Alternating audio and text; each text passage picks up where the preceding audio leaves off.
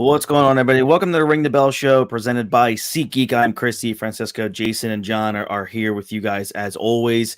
And I'm not a happy dude right now, and I'm really sick and tired of hearing the following statement that people are making about the Phillies. It's only April. So that's something I've heard now for the past, like 20 years that, the Phillies are seemingly terrible in April.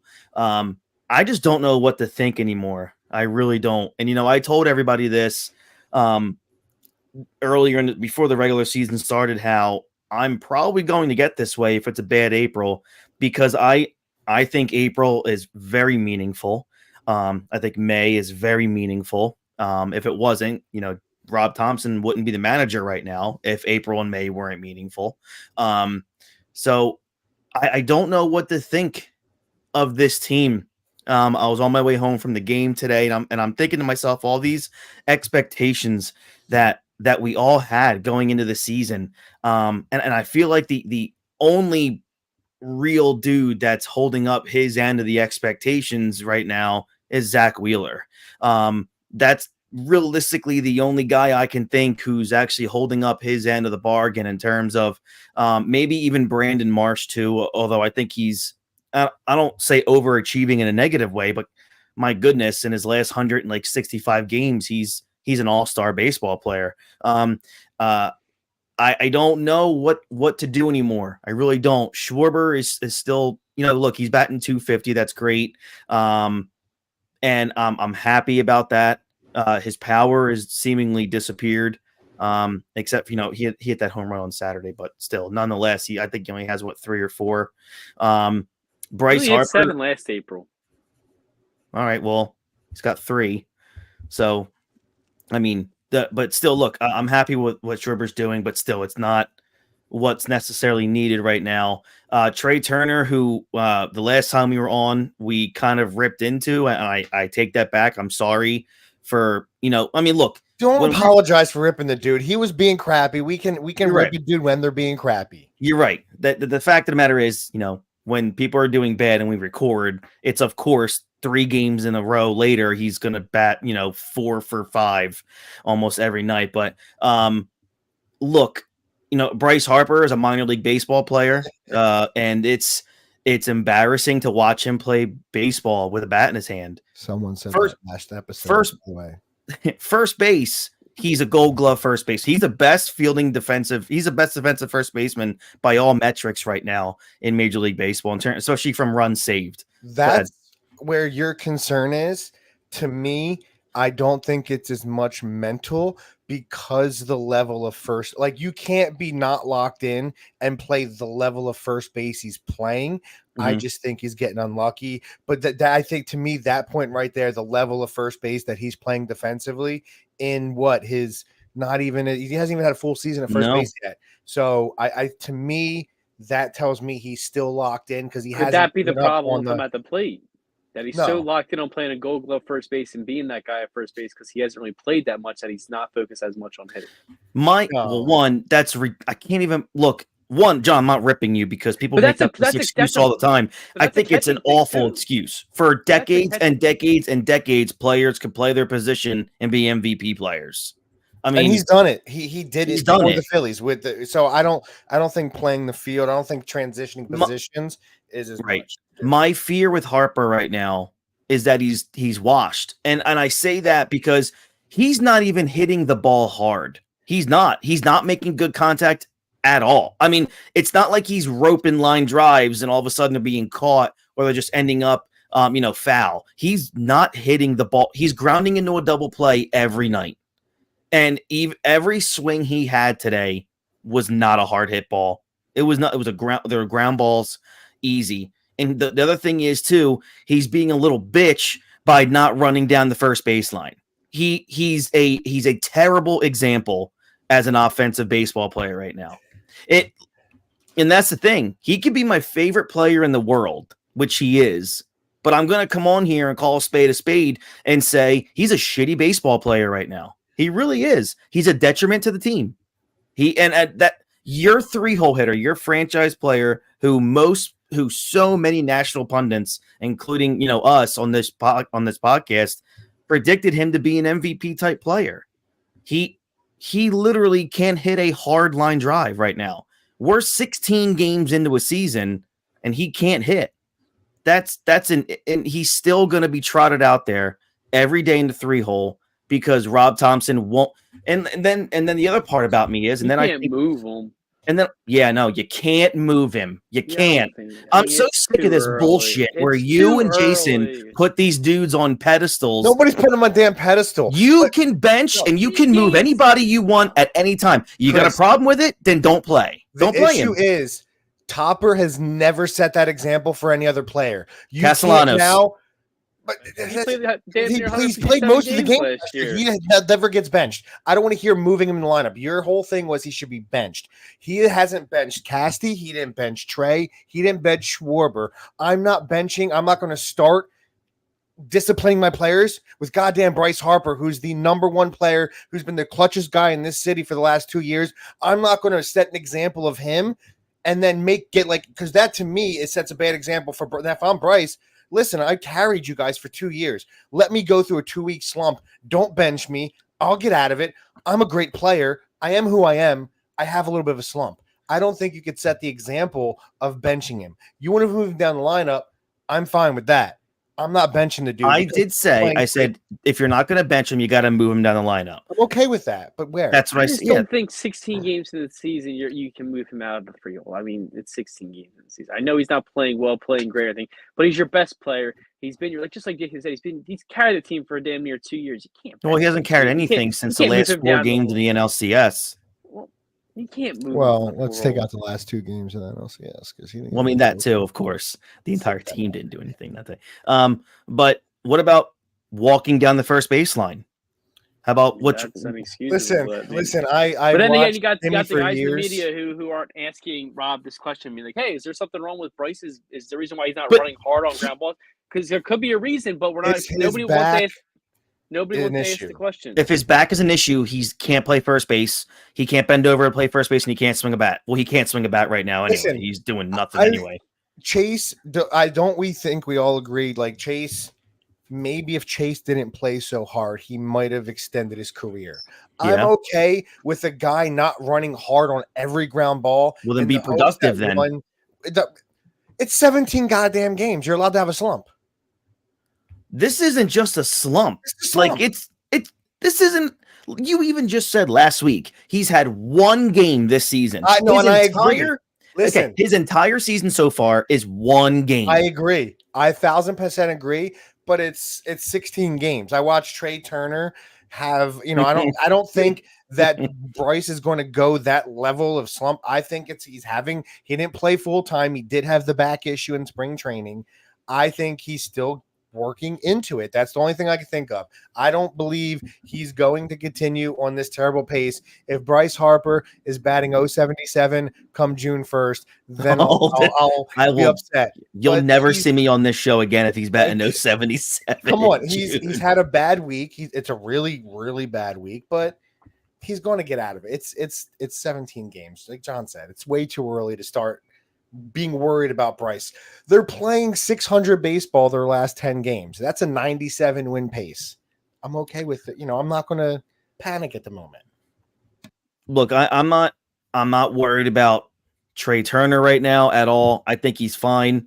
My issue is I think this baseball team is just like the run from 07 to 2011.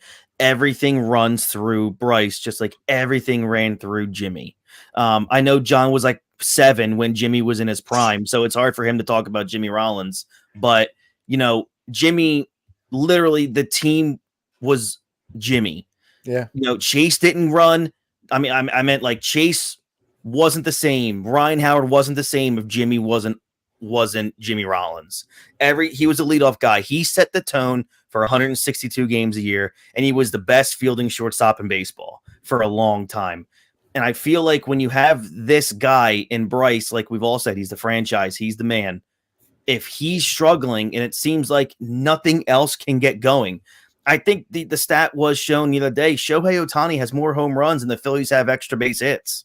Like they're not doing anything, and it starts with that 3-hole hitter. And all three of us, and I'm going to go to you, John. I apologize, I haven't given you a chance to talk, but we said this before. The whole team is based on Bryce Harper, and if he struggles, it's going to be a trickle down effect. Let me look at Bryson Stott. Alec Boehm is here and there right now. JT is up and down. JT's defense is really pissing me off. JT's great with no one on base. He's sitting like damn near 400. It just, I know. For some reason, it's not clicking when they're on base right now. I don't know if they're pitching them differently, but I'm not super worried about JT. It's just drive some runs. I'm worried about JT defensively. I don't know if he's hurt. He got hit in the neck, then he got hit in the wrist. But still, defensively, it's a combination of all that and age, and he's not going to be that great defensively his whole entire career. You're going to expect him to go through bumps and bruises. The game's not really catered to catchers anymore defensively. So, but he did get taken off the wrist. He took it off the neck. So who knows all that? It's just. Yeah, no, I understand. So my problem is, it's just really bad baseball, and from an offensive standpoint, and like I was saying before, I'm on my way home from the game today, and I'm thinking maybe none of this is Rob Thompson's fault. Maybe him playing that steady hand every single day is what the team needs, where he's not messing around the lineup. He's not doing this. He's not benching guys. Maybe that steady hand is what these players appreciate and respect about him. But at some point, John, I'll ask you, at some point, man, like as a manager, you have to get these guys ready to play every day. If you're going to try something new, try it in April. Try to do different things with the lineup. Brandon Marsh is been incredible, and he's. I would strikes out too much for my liking if you're thinking about moving off to lead off. Who would you rather have at lead off, Marsh or Schwarber? Wow, I cannot believe you even paused. The way he's playing right now, I can't complain. I wish you hit righties instead of lefties, but I really can't complain because he's getting on base, he's walking, he's sitting singles, he has 3 home runs, which isn't horrible. Yeah, so I can't really complain too much. Maybe March 5, move him up a little more. Mm-hmm. That's the only thing I can really think of. But other than that, right now, what's there really to change? Mm-hmm. JT's not hitting really. Maybe put Boehm there because Boehm tends to drive and runs. Maybe put him at 4 because Bryce is struggling. But other than that, besides the way Turner's played this last week, Schwarber's pretty much better than what we expected. So there's no complaint there. So basically, the result here is kind of what Jason said: is they got to find their way to hit out of this. Yeah, it's just there's really nothing. The only thing I can really think of is moving Marsh to 5 and Boehm to 4 But JT also is still getting on base and getting hits when he has the opportunity. So they're all it's kind of like you kind of see them. It looks like they're about to get that over that hump, and they'll score like 2 runs, and then Harper grabs that double play and it's killed, or Stott strikes that double play. Rojas comes up to the plate. And it's something like it's just not there. You can see it. They'll get like 3 hits together, score 2 runs, and then. Boom! It's like not there was a play anymore. in the 7th, was it, where Rojas was up? Was it maybe someone got a single, or it might have been a single, and then maybe Stott got the second, or someone got the second, and for some reason Rojas was swinging away and didn't bunt to advance the runners, and then he struck out, and I think that ended. And I think it got to Schwarber, who then struck out and it ended the inning. But I can't remember what it was. And I don't understand why Rojas wasn't bunting in that situation. It might have been the 8th inning. I think it was the 8th inning. 8th inning? Yeah, when they actually had runners on base with 1 out. And I think you could have advanced. And then I think he grounded into a double play maybe. I have to remember what that was because that really pissed me off. I was screaming for a bunt. Just bunt. Just lay it down, and you have a guy in scoring position with the top of the order now.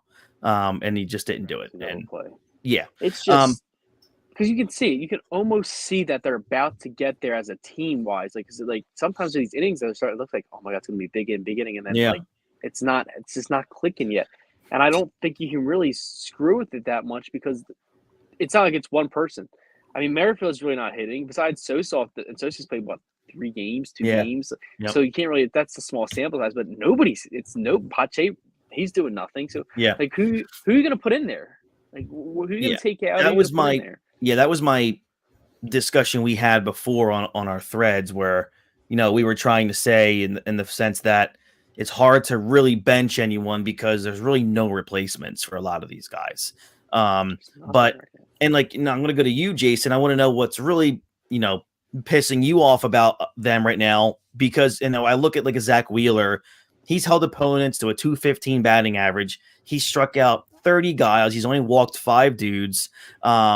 He had the minor meltdown today, but I think that could have been avoided without that error.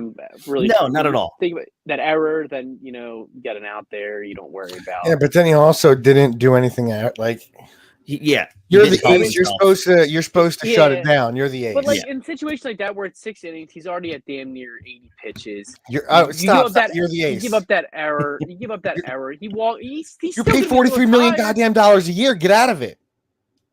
Look, in his 4 starts, the lineup has produced 6 runs. A bloop single. Like, what can you do about that? Listen, I'm just saying, I'm not giving him any excuse out of it because, you're the ace of this staff. You're one of the best pitchers in the game of baseball. You don't get an excuse. I wouldn't give one to any other top tier pitcher. I wouldn't give them excuses. Wheeler's in that category where he doesn't need them. He needs to get out of it. Jason gives those excuses to one man. And he's on the hill tomorrow. I'm really concerned. This is the first time, and I said it today. I'm nervous. Not nervous. I'm wondering about Topper, and is his leadership really right for this team? So far this season, I'm really concerned about the defense, and I think today you've seen too many just simple mistakes from Bryce, or not Bryce, from Trey. It's just he looks really bad. Big one by Marsh. It was so weird. They said they might have bounced funny off, but it just played it bad. The JT throw down the second base where they scored that shouldn't even be thrown. That shouldn't even be thrown. Yeah, but he had the dude out by a mile. He's right. The guy he didn't have to do that for a mile. The guy was getting into a run to score that run. He was even. But I guarantee you, the Phillies have something on there where they know what they're doing. I don't think they're just trying to throw the guy out. But if he makes a good throw. Wheeler's dealing. Yeah, he dealt. He was dealing. He struck him out. So he was dealing at that point. How many runs did he give up, bro? He had 10 strikeouts at that. How many runs did he give up? He dealt. Yeah. But I'm just worried about Topper because the defense is very suspect right now. Yeah. And with the offense and the way the defense is playing, to me, that's fundamental baseball. And that's stuff that is, you got to have as the coach. I know you're not on the field and it's the players that are making the error, but you got to have your team ready to go day in and day out. And that's what the great managers over time have done. And he seems, I don't know if the player manager is the thing for this team. They just don't look great. I don't think they have a leader in that locker room. I agree. I really think Hoskins might have been that guy. Like Schwarber. But Chris, you got to say, they look different this year defensively. They don't look into it. The first baseman before couldn't catch either. They didn't play this bad defensively prior years. Yes, they. Trey Turner wasn't this bad this early last year. He's really bad. You're muted, brother. Yeah, we can't hear you. Nope, you're still muted. That's because it's a terrible take. We can't hear you because it's a great take. Oh, I muted it. I mean, I look at the team before. I mean, with Hoskins, he was poor. And then last year, all of a sudden, they moved Brandon Marsh out of center field because he played poor defense. Trey Turner was the worst defensive shortstop in baseball. But he looks really bad. He looks even worse this season. He's gotten worse. JT's gotten worse. And they're just not disciplined. And at the plate, to me, the discipline, when you look at a guy like Casty, when you look at them, the way they're striking out, to me, maybe you need somebody in here that's more of a harder hand and not, like you said. I agree. I understand. Not letting these guys play it out. Maybe it is benching it. I don't think they. I think great players do responds well to a coach great like players that. do though, and I want great players on this team, and I Like, believe Trey and I think Bryce that was and those part of guys the are great problem with the players. players and Girardi. I don't think they liked how he was as a coach.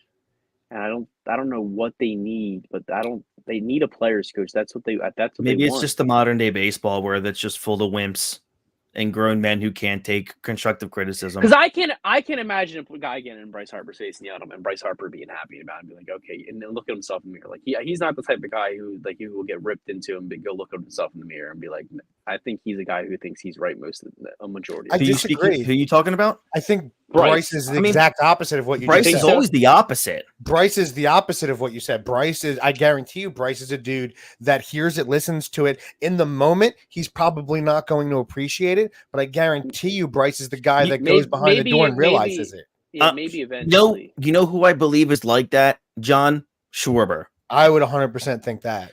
Kyle Schwarber is exactly who you're talking about. He probably looks at it like, look, I've been in this league a long time. You know, I'm in this position for a reason. I'm going to do me, and I'm going to either hit or I'm not.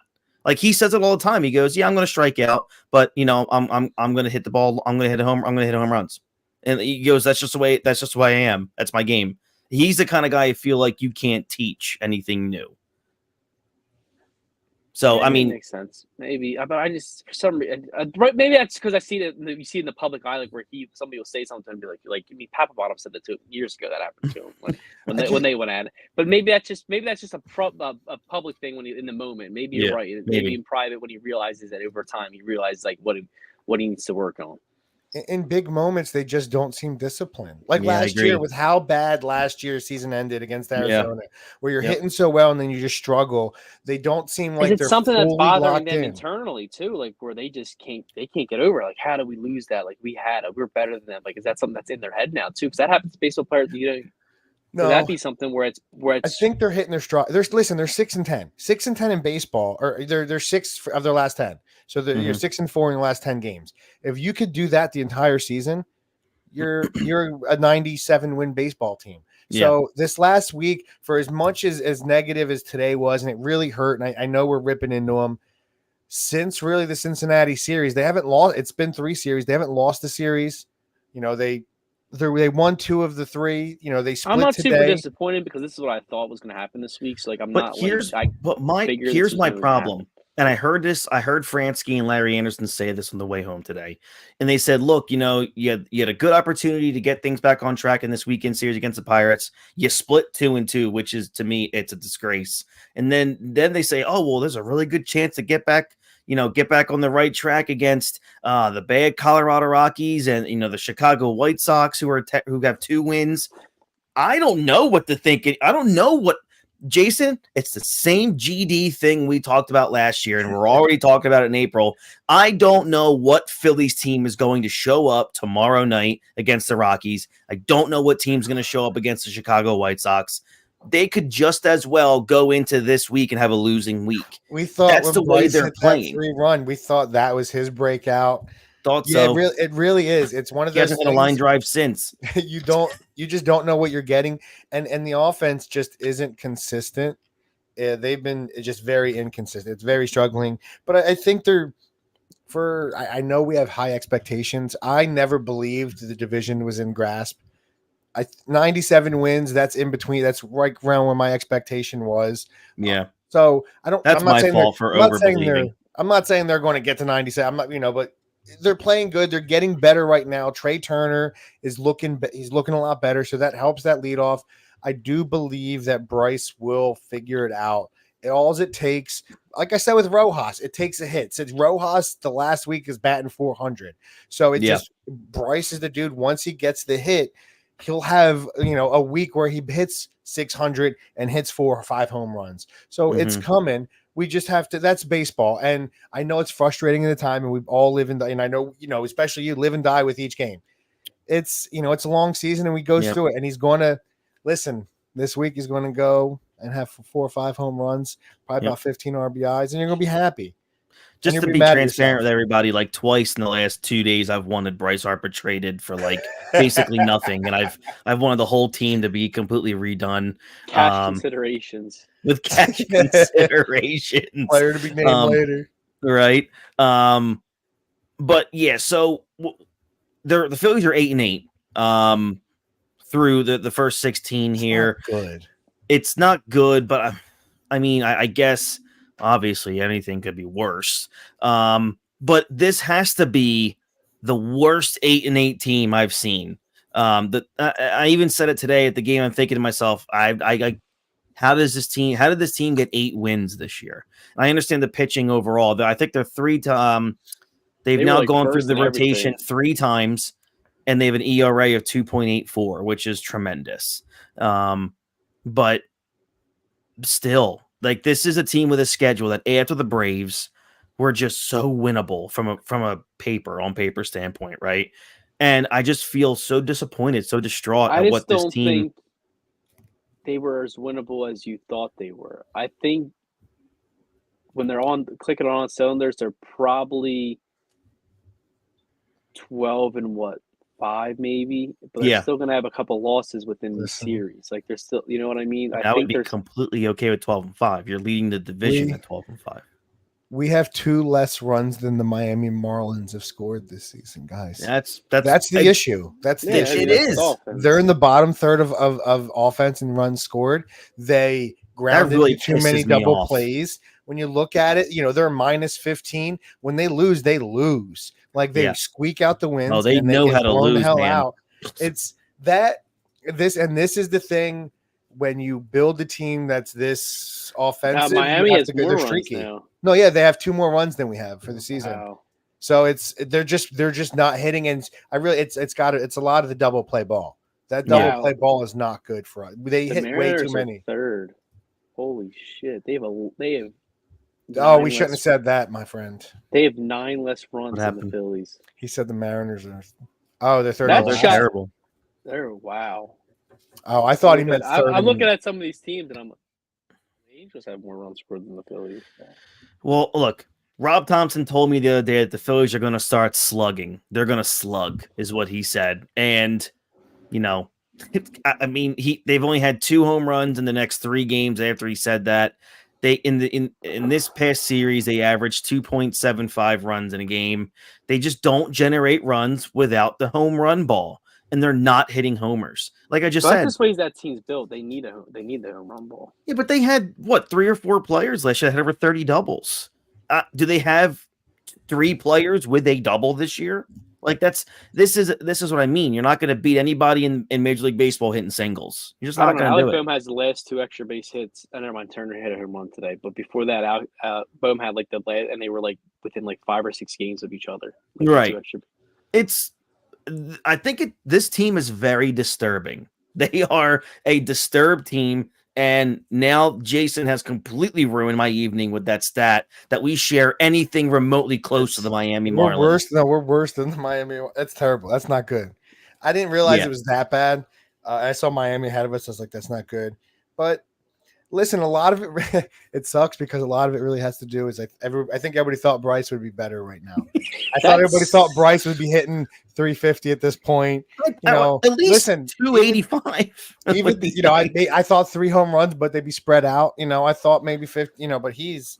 And the worst part about it, he's going to go on something absolutely insane at one point. But everybody else. I hope. Cold. Trey's going to. Here's the other problem too, John. I think you mentioned this maybe like 2 weeks ago. They're not walking either. No. Like, this team is not. That's the other problem with Bryce. Like, I would be okay if he was hitting 215. Castellanos, I think, has the most walks on the team. He does. He has the most walks on the team. The guy who swings at pitches out of state has more walks than anybody on the entire roster, which is just crazy. We live in a fucking twilight zone with this team right now, and I really don't know what else to do with myself. I mean, if they don't have a winning week against the Chicago White Sox, who are barely a Major League Baseball team, and the Colorado Rockies, I don't know what the hell else. I don't know. I really know what else we're going to do. I have no idea. I'm just going to come on here every single week and just be like, I quit. It could be a good thing. I hope. Remember, maybe he gets a little present from Chris Bryant. It's a baseball bat. It happened last time. Yeah. Look, at the end of the day, this is. Dude, I can't. They're at the end of the day, in the National League of doubles.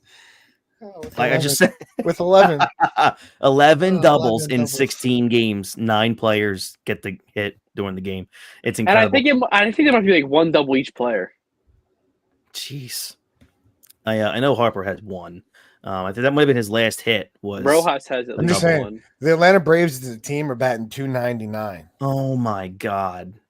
Can't believe I ever said the Phillies. were Marcelo Ozuna's on pace. For You like really 250 said they'd catch him. Yo, Marcelo Zuna's on a heater right now. He's on pace for like 700 RB, 250 He's on RBIs. pace for ridiculous. 700 RBIs. He's having a And monster. 81 home runs. Dear God.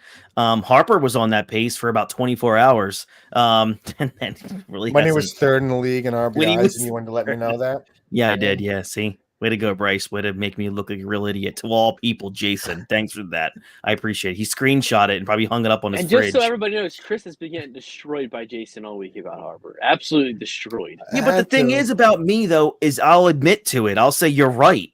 I agree. I came on here literally. Because I was right about ripping it before. Chris, We couldn't Chris even went go me on last Thursday week. because he was too afraid to. That had nothing to do face with it. 100%. That definitely was not it.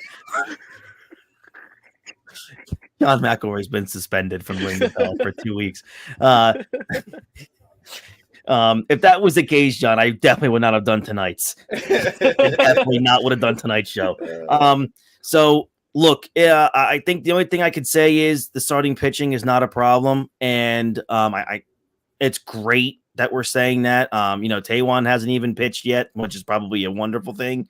Kerkering is back up with the Phils, which is good. So look, as we get into this week, we got the White Sox and the Rockies. John, what are your expectations for the week as we have 6 games on tap for this week coming up? What's your expectations? What are you looking for the most, and what kind of record do you see coming through? I'm looking for them to, the bats to get going. I think this is the week. 2 teams with horrible pitching. Just 2 bad ball clubs. I think it's time to let it go and let it rip. I think they're going 5-1 this week. I do think they lose a game in there, but I think they do go 5-1. All right. I hope that if you're saying I was right. I was right last week. Yeah. I hope I'm right this week. Right. But how about you, Jay? 6 wins, baby. 6-0. Bryce Harper has a monster week. Nola gets it started off tomorrow. Perfect game. You know what I'm saying? Nola on the bump. Takes out Colorado. Perfect game. We keep it rolling. I'll run the full one square mile Riverside if Aaron Nola throws a perfect game ever. You have to do it naked, though. What are you looking for in terms? Are you still on a 5-1 week? I really think they're going to go. I think they break out this week. I really think.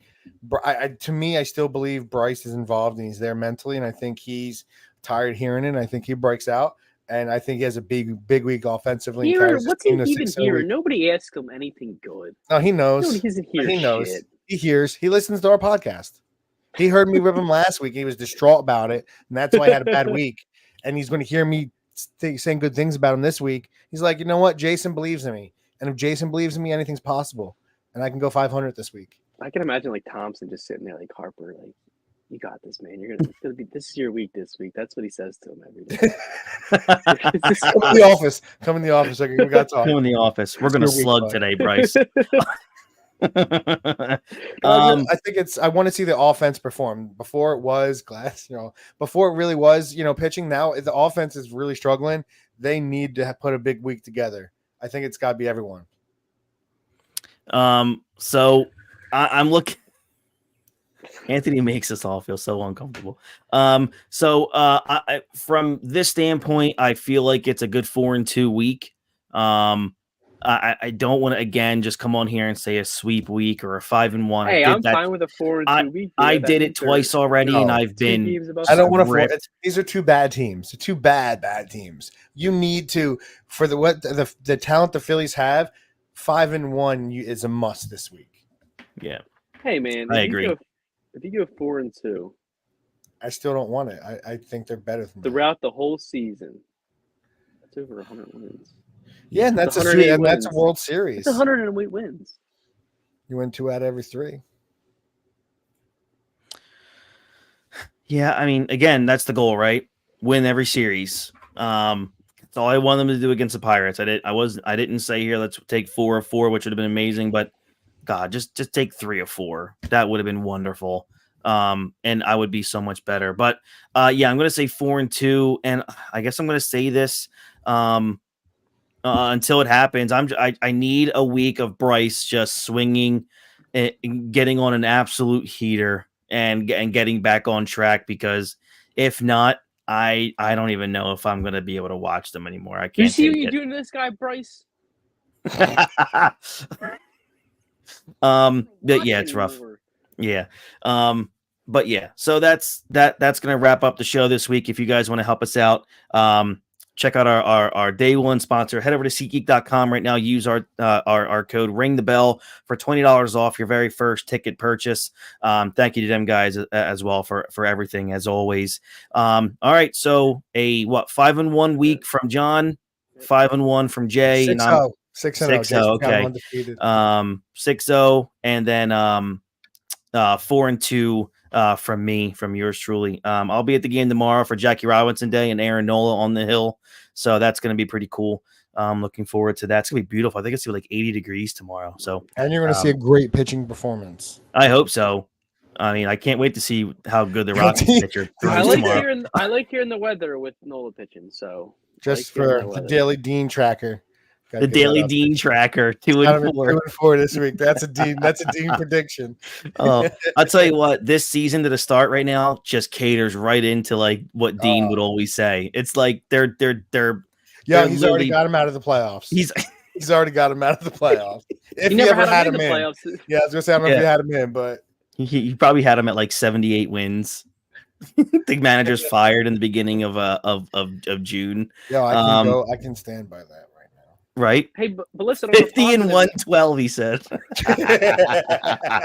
That's so good. All right, guys. Thank you very much again. Ring the bell. On a positive note, congratulations, Andrew McCutchen, former Philly, on his 300th home run. I'm actually happy he did it. Yeah, that was really cool. That's awesome to see, like amazing. 2 teams he played for.